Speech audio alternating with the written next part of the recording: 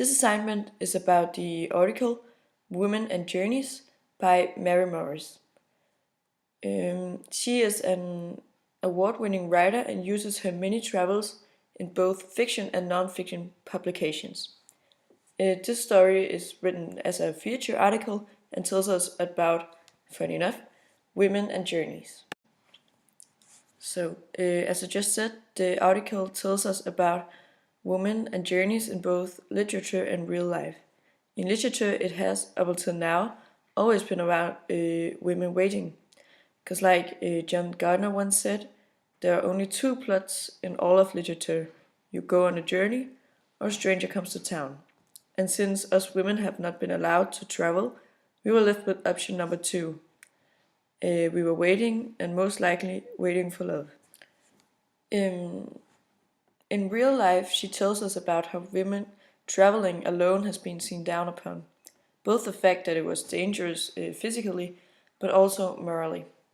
Women weren't supposed to go on their own, and Morris also mentions that there, through time, has been obstacles so that women physically couldn't travel, like the things called stays in the corset or the binding of women's feet in Asia. But what does this fact that women couldn't travel had to do with their female identity? I think that the biggest consequence in that time was simply not to be free, to always depend on a man to take them somewhere or just be able to go on their own and be their own person, but have to rely on a partner or family. Like they didn't have free choices about their own life and lives, and that must have been horrible. As Morris says in the end of the text, to wait is to be powerless. Also, because of the fact that a person often have to go for a journey to become their own person, like the person they're supposed to be or want to be. We often see that also now. For example, after school, we go on travels to anywhere in the world to find ourselves or be the person we want to be. So, yeah, if the women weren't free at that time, I could imagine that many weren't fully themselves and like they didn't have the opportunity to become an independent person. Mara's language in this article is like she's telling a story, but she also uses her own experience and her background story to underline her theories.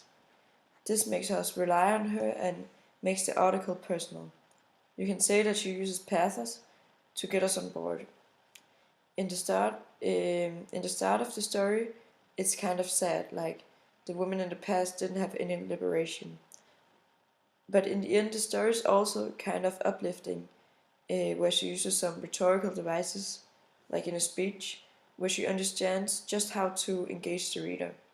This makes us girls feel like we can do anything, and without a man's help. I think that the message in this article is, due to last part, that women should enter the world and be who they want and do whatever they want to do. As said earlier, she understands just how to engage the reader. Her article is clever built with an introduction first about women's traveling both in literature and in real life. Then comes her own experience, and then at last will almost a preach about women's liberation. So she tells us how to be intrepid and on a feministic kind of way to go out there and be whoever we want to be. She tells us that there now, compared to the past, is many options. Like when she says, like patients and prisoners, women have been waiting for freedom to enter the world. Now we can be the stranger that comes to town. So this whole story is not just about women and traveling. It's more about being free. And if there's anything that can make people angry, then it is not to be free and not to have the same opportunities as other people have.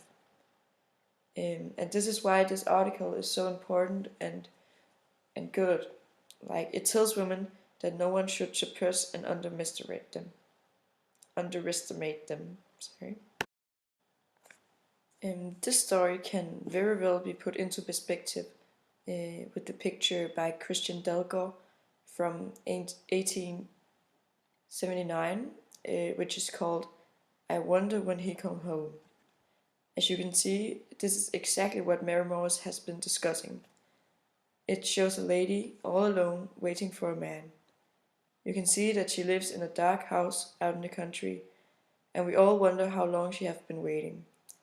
At the same time, she's knitting, which tells us that they did not only have to stay home alone, they also have to take care of the house. If we look at her feet, she has 1 foot inside of the house and 1 foot outside of the house.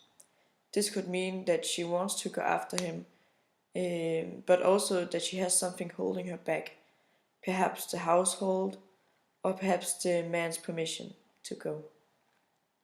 If we look a little further into the background, out in the landscape, as you can see in the picture, the first piece of land we see is very dark, like a shadow from the house. But on the other side of the shadow, there's sunlight, trees, water, and beautiful hills. This could also indicate that the woman is not free and is not well, that they are living in a shadow of a man, the shadow of a household, with no permission to be as liberated as their husbands or their fathers.